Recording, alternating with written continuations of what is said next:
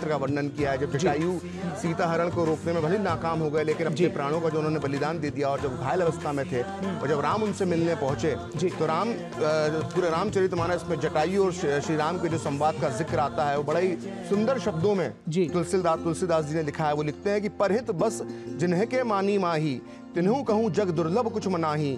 तनु तीज तात जाहू मम धामा,